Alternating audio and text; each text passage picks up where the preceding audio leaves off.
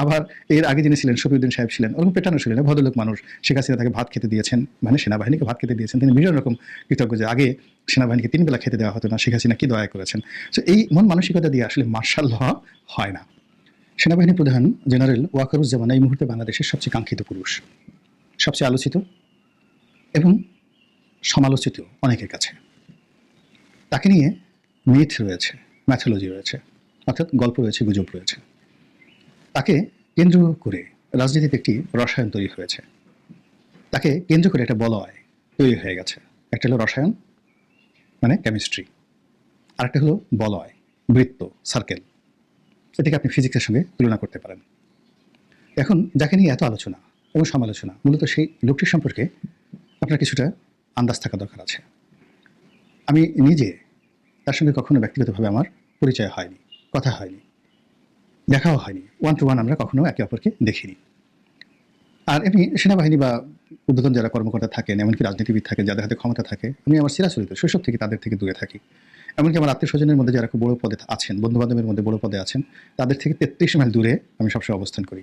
ক্ষমতা আমার কাছে আসলে সবসময় একটা ভয়ঙ্কর জিনিস মনে হয়। এর কারণ হলো, যখন ক্ষমতাধর মানুষ তারা দুনিয়াকে ধরাকে সরাক জ্ঞান করেন, তাদের কাছে গিয়ে আপনি ঠিক সত্যিকার অর্থে আপনি যে মেন্টাল ট্রিটমেন্ট এটা পাবেন না।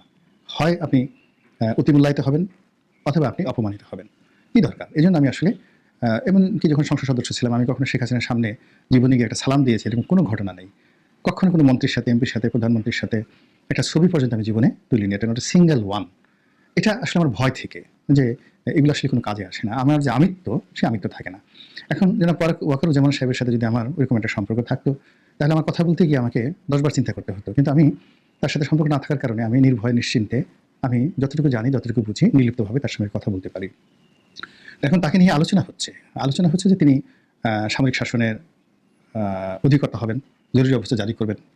তাকে নিয়ে সমালোচনা হচ্ছে তিনি ভারতের এজেন্ডা বাস্তবায়ন করছেন। তাকে নিয়ে আলোচনা হচ্ছে না, তিনি দেশপ্রেমিক, সত্যিকার অর্থে বাংলাদেশের ভালো মানুষ। তো আসলে তিনি কেমন? আমার কাছে তার যে ফিজিক কন্ডিশন, তার চেহারা সুরত, তার বডি ল্যাঙ্গুয়েজ, তার কথা, কণ্ঠ, এটা দেখে যতটুকু মনে হয়েছে, আমার কাছে মনে হয়েছে এই লোকটি একটি আপাদমস্তক ভদ্রলোক মানুষ। আপাদমস্তক ভদ্রলোক মানুষ।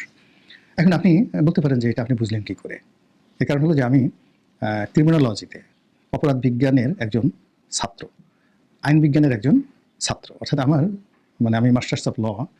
তো এই আইনের মধ্যে বেশ কয়েকটা সাবজেক্ট রয়েছে, সেই সাবজেক্টগুলোর মধ্যে আমার পারঙ্গমতা দেশে এবং দেশের বাইরে এটি প্রমাণিত। তো সেই দিক থেকে মানুষের ফিজিক্যাল কন্ডিশন দেখে, নখ দেখে, পা দেখে, চুল দেখে, কণ্ঠস্বর দেখে, অঙ্গভঙ্গি দেখে, চোখ দেখে আপনি বলতে পারবেন এই লোকটি কেমন। তো সেই দিক থেকে আমার কাছে মনে হয়েছে যে তিনি একজন ভদ্রলোকের সন্তান। তার পিতা ভদ্রলোক, তিনি ভদ্রলোক, তারপরে তার মা ভদ্রলোক, এবং যতটুকু জেনেছি তার বাবা মা সম্পর্কে আমি জানি না, তবে তার শ্বশুর জেনারেল মুস্তাফি, যিনি সাবেক সেনাপ্রধান ছিলেন, তিনি আপাতমস্তক একজন বীর পুরুষ ছিলেন, ভদ্রলোক ছিলেন। ফলে তার যে স্ত্রী, তিনিও সঙ্গত কারণে ভদ্রলোকের কন্যা। এটা সহজে বোঝা যায়। এই কথাগুলো কেন বললাম? যে ক্ষমতা দখল করার জন্য কিছুটা অভদ্র হতে হয়, তারপরে ক্ষমতা পাওয়ার জন্য কিছুটা লালায়িত থাকতে হয়, লোভ থাকতে হয়, লালসা থাকতে হয়, কামনা থাকতে হয়, বাসনা থাকতে হয়। তো যারা নিপাট, নিখাত ভদ্রলোক মানুষ, তারা আসলে এই ধরনের ঝুঁকি নিতে চায় না। কাজেই জনাব ওয়াকারুজ্জামানকে নিয়ে যারা স্বপ্ন দেখছেন যে তিনি ত্রাণকর্তা হিসেবে আসবেন, তো তাদের নিরাশ হওয়ার জন্য যথেষ্ট যোগ্যতা জনাব ওয়াকারুজ্জামানের পারিবারিকভাবে আছে। তার যারা বন্ধু, তাদের কাছে জিজ্ঞেস করে দেখতে পারেন যে এই লোকটা কোনোদিন একটা মুরগি জবাই করেছেন কিনা, এই লোকটা কোনোদিন কোনো হরিণ শিকার করেছেন কিনা। অনেক দেখা যাচ্ছে যে আর্মি কর্মকর্তা জিওসি হিসেবে দায়িত্ব পালন করেছেন পার্বত্য চট্টগ্রামে, শিকার করা তাদের নেশা। তো তারা স্বীকার করেন। তো এই লোক কয়দিন বন্দুক দিয়ে গুলি করে কয়টা বাঘ মারাতে দূরের কথা, কয়টা হরিণ মেরেছেন, কয়টা শিয়াল মেরেছেন, গিয়ে দেখেন।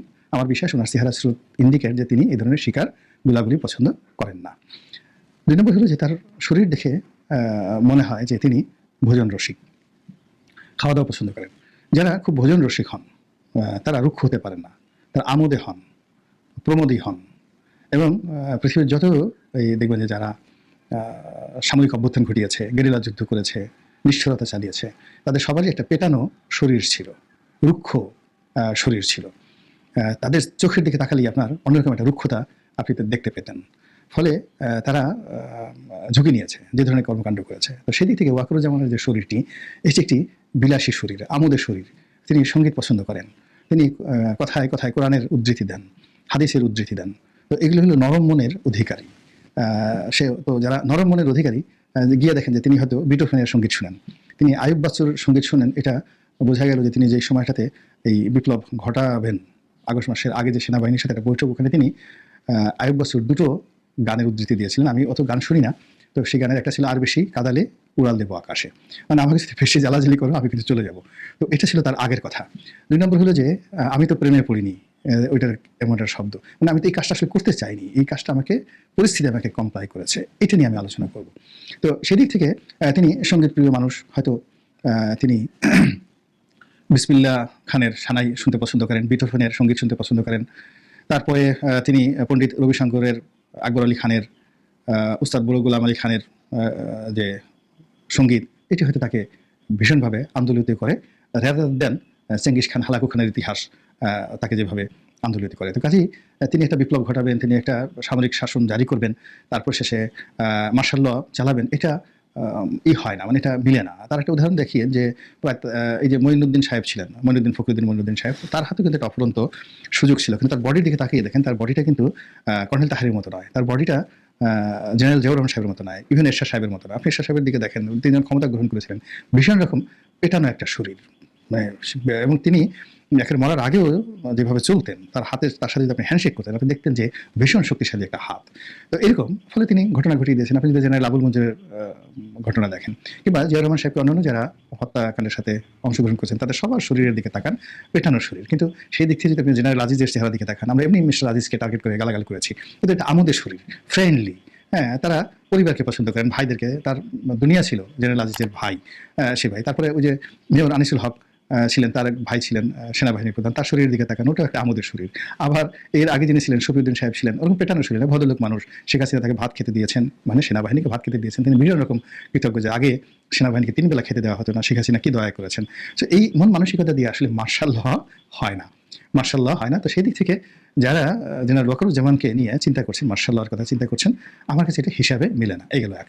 দ্বিতীয়ত হলো যে তার এই যে সময়টি, এই সময়টির সঙ্গে জেনারেল নুরুদ্দিন খান, যিনি একসময় সেনাপ্রধান ছিলেন, তার সঙ্গে আমার কেন জানি তাকে খুব ভীষণ রকম মানে তার অন্তর্মিল খুঁজে পাই। জেনারেল নুরুদ্দিন খানের সঙ্গে আমার ঘনিষ্ঠ সম্পর্ক ছিল, ভীষণ রকম ঘনিষ্ঠ সম্পর্ক ছিল, এবং তিনি কতটা উচ্চমানের ভালো মানুষ আমি একটা ছোট উদাহরণ দিই। ইন 1980 কোন সালে, মানে তিনি তখন সেনাপ্রধান, আমার সালটা ঠিক মনে নেই। তো আমি ব্যবসা বাণিজ্য শুরু করেছি, শুরু করার পরে আমি একটা প্রতিষ্ঠানে হঠাৎ করে বিপদে পড়ে গেলাম, প্রাইভেট বড় মাল্টিন্যাশনাল কোম্পানির একটি মালিক, চেয়ারম্যান। তো তিনি ভীষণ জেদি, কারো কথা শুনেন না। এখন আমার সাথে তার যখন একটা বিরোধ হলো, আমি সঠিক ছিলাম, কিন্তু তাকে বোঝানোর মতো ক্ষমতা আমার ছিল না। আর বাংলাদেশে কেউ তাকে গিয়ে যে একটা কথা বলবে, সে এত শক্তিশালী ছিল, তার কারো সুপারিশ সে শুনতো না, ভীষণ খেপাটে। তো আমি তাকে জিজ্ঞেস করলাম যে এই লোক কার কথা শুনেন, তো বললো যে তার সাথে সেনাবাহিনীর প্রধান জেনারেল নুরুদ্দিন খানের সাথে ভালো সম্পর্ক। তো আমি সোজা একটা মোটরসাইকেল, তখন আমার একটা মোটরসাইকেল ছিল, সবই ব্যবসা শুরু করেছি, সেটা চালিয়ে জেনারেল নুরুদ্দিন খানের বাড়িতে চলে গেলাম। তখন ঘন ঘন কারেন্ট যেত। তো নুরুদ্দিন খান সাহেবের বাড়িতে গিয়ে একেবারে সোজা গেটে গিয়ে বললাম, ভিতরে খবর দেন রনি আসছে। তো যাই হোক, সম্ভবত রনি কমন নেম, তার কোনো আত্মীয় স্বজনের কারো ছেলের নাম রনি আছে। তো উনি বললেন যে ওকে ড্রয়িং রুমে বসতে বল। আমাকে লোকজন নিয়ে ড্রয়িং রুমে বসালো, সেনাপ্রধানের ড্রয়িং রুমে। আপনি বুঝতে পারেন ব্যাপারটা, রাতে। তো কারেন্ট নাই, উনি একটা চার্জার লাইট নিয়ে, এই রনি বাবা কেমন আছো বলে আসে আমার মুখের সামনে চার্জার লাইট ধরে উনি একটা আটকে উঠলেন, আরে তুমি কে? হ্যাঁ, আমি বললাম যে স্যার আমার নাম রনি। তুমি তো, আমি মনে করছি আমার আত্মীয় রনি, তো তুমি কেন আসছো? অনেকটা ভয়, অনেকটা মানে আশ্চর্য হয়ে গেছে, সারপ্রাইজ, পুরো বাসা খালি, কেউ নাই, ড্রয়িং রুমের মধ্যে আমি একা। তো আমি বললাম যে স্যার আমি আসলে এই সমস্যার জন্য আসছি আপনার কাছে। উনি বললেন যে তুমি কী করে বিশ্বাস করলে যে তোমার সাথে আমার পরিচয় নাই, জানা নাই, শোনা নাই, তুমি আসলে আমি কাজটা করে দেবো?